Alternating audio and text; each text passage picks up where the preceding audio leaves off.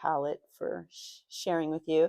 This is kind of like a chocolate brown, and Becky, these plates are perfect. So I just set it close to me, and then I just start kind of adding maybe a little bit of brown, drag it up into the sky, a little bit of reflection. And I'll show you guys every time I stop. I'll hold it up right because I know it's hard to see without mirrors and things. Theresa, on a finished piece, how many layers would you think there are on a finished piece of yours? 20 usually, sometimes between 13 to 20 probably. Let's just add a teeny bit of blue and then I'll show it to you upright. But I would say anything less than 5 to 10 to me still begs for something. And I think what you get in some encaustic artists call any stroke of colored pigment a layer. That's a little loose for me.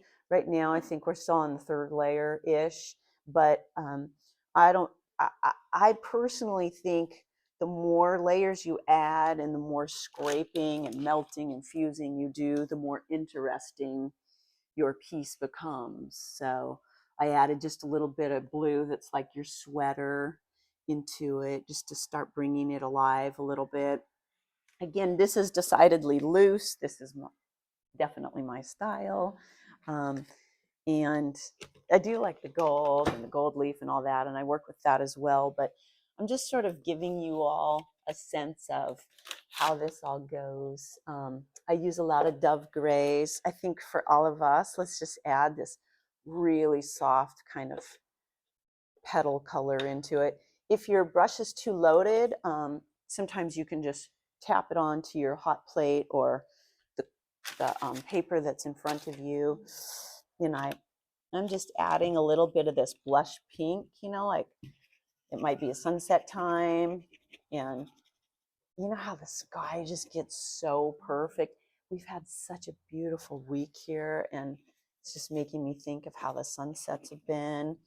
And just a little bit more dragging down into the horizon. It just got softer and dreamier. I would imagine that some of your pieces that the 60 by 60 must be really heavy. Very heavy. You know, up to 40 pounds, easy. And shipping it is quite cumbersome and expensive for sure. So that's that part. And the $1,000,000 question is, how do you not overwork a piece? Of course, at this point, if I had clear medium, encaustic medium, so that's beeswax and the natural resin, if I had that on the hot plates, which I don't at this time, I would maybe even do an entire layer of that. But short of that, let's melt what we have and then just see what we want to add or subtract. I'm using this little lightweight torch. Gives you immediate gratification, which is what I like about it. Quick results. It's just fun. So I am just, anybody that wants to see melting, you are welcome to come up closer. And I'm happy to share. It's alchemy at its finest, to be sure. As soon as it glistens, you're moving on. And everything's just getting baked in there. Everything's getting set.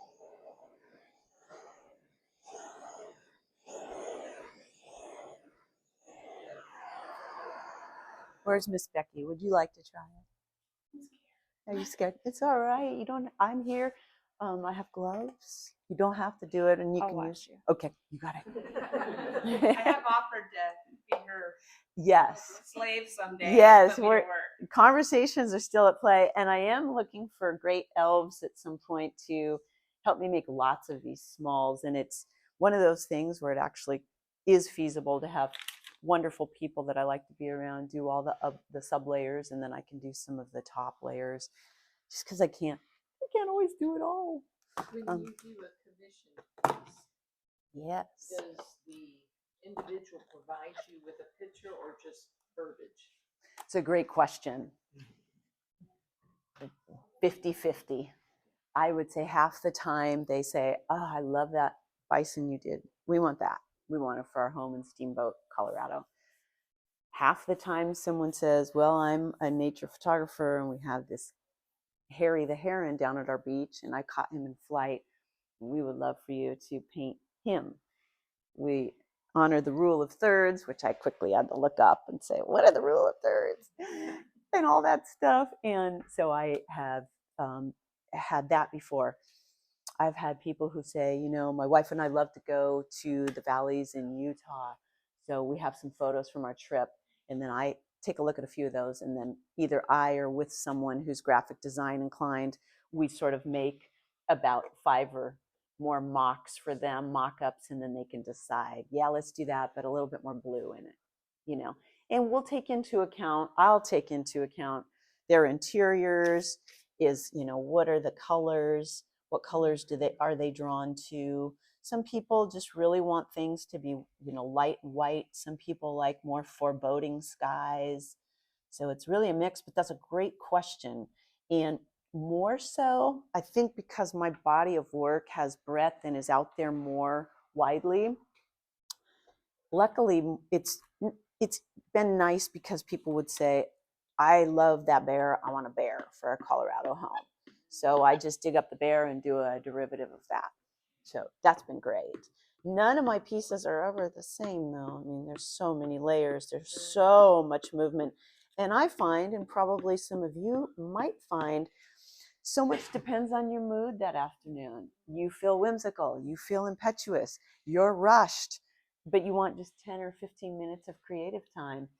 That leads to, I think it leads to great outcomes sometimes. You might feel more emboldened one day. You might be more contemplative, and your work will show that. And that's one of the things I'm loving about, you know, sharing with people in our membership collective is they can see me doing live streams in my studio just as they will see this, but I also can share that experience to say, get in there and feel the landscape of your studio today, feel the landscape of your emotions, your mood, drop into it, come at it with no expectation, have a great time, let's go, let's have a good time. So this is, I would say, a good stopping point. I'll add a little bit more blue, and then I'll just kind of share this with you and open it up for questions. I think you get the idea. This is what I do on repeat every day that I'm in studio. As a business person selling art and doing all the marketing and the administration and so on, I'm not painting every single day, though I wish I were, and it is fun. Although I do like networking with people. So I would say it's a great creative charge to run a business that's creative, because there are limitless ways to do it. But this is just a start of an abstract landscape. I would even call it done for me, because I like things to look loose and I want to feel the artist's energy in there. So I'm happy with how that's turned out. You like those? They're soft. I like the softness. Thank you. And any questions from anybody? I'm happy to answer. Do you have a canvas? You're using a canvas? I'm using a wood panel. And the reason for that is the weight of the wax needs something flat and sturdy. So these are wood panels, not canvas. I don't gesso the wood. I paint right on the wood itself because the wax adheres beautifully to it. So there is encaustic gesso on the market, but I don't use that. Was there another question or two? Sure. Yeah. Do you ever do collage? Yes. Great point and question. Early on, collage was something I did quite a bit. So I would do vintage sheet music in the background and then layers of the clear. So you might, and then you might add some colors. So now you're only seeing half of the sheet music or half of the song title. Really great question. You can embed things that are special to you, threads, gold, glitter, whatever. It's beautiful for collaging. You can also add dried material. I think it's tricky to do fresh flower petals and things because they're holding moisture naturally. So I've worked with sand to create texture. That was a beautiful experience for a beach black sand piece that I did.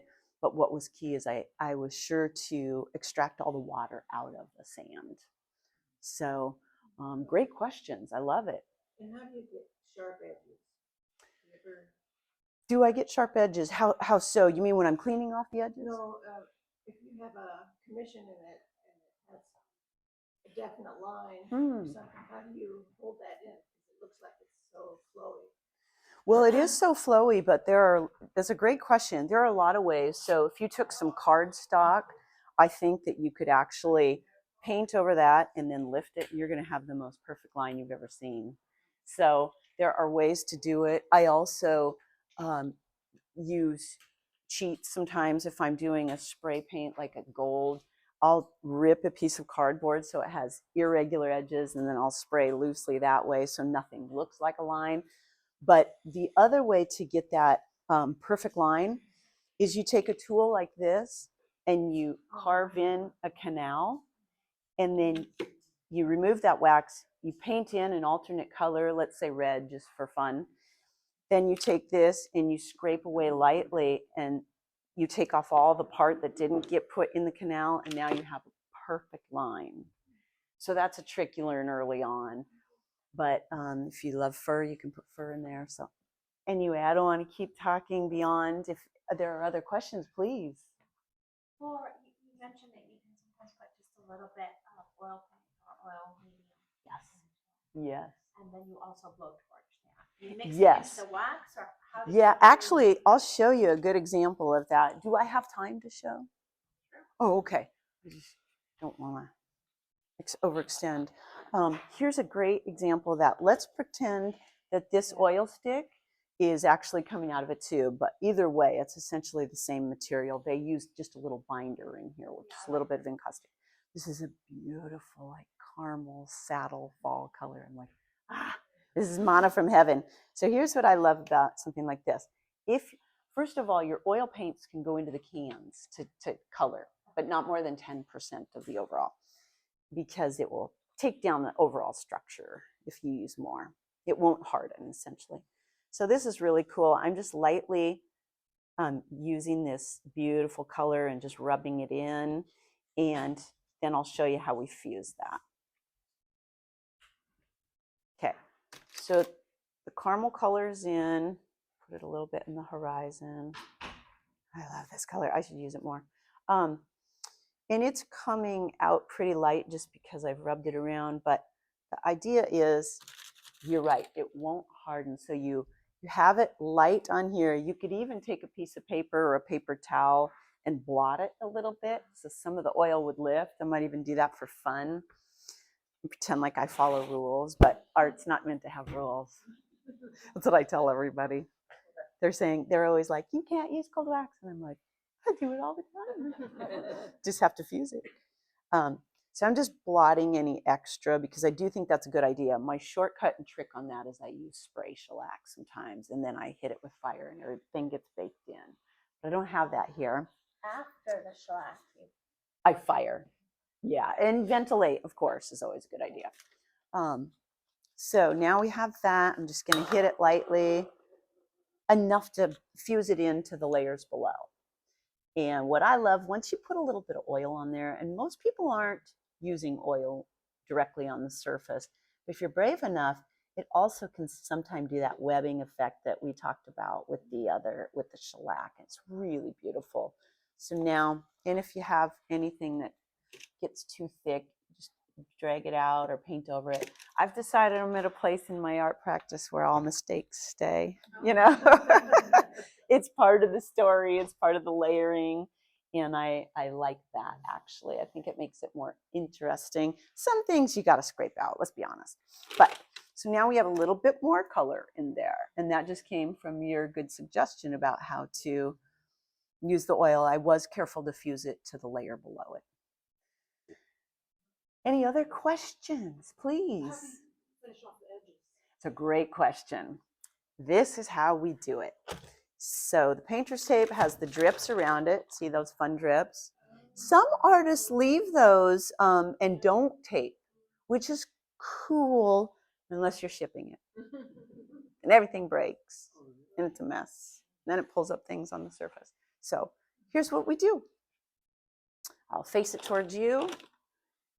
And we'll just lightly warm up the edge. This is how we clean an encaustic edge. Usually it's facing me, but I'm gonna stretch over to you. I just do it at a bevel pretty swiftly because you are pushing wax around. Add a bevel like that. I'm trying not to set my sweater on fire. This is my life, you guys. And then take your loop tool. I love this guy. I can't have enough of these. This size too, I love it. And then you go at what I would call this just a 45, not quite a 45 for any of you woodworkers, but and a little bit of muscle. There's some other layers on here, so I'm having to work at it. You just pull off that beautiful strip, and you do that on all 4 sides so that you get a clean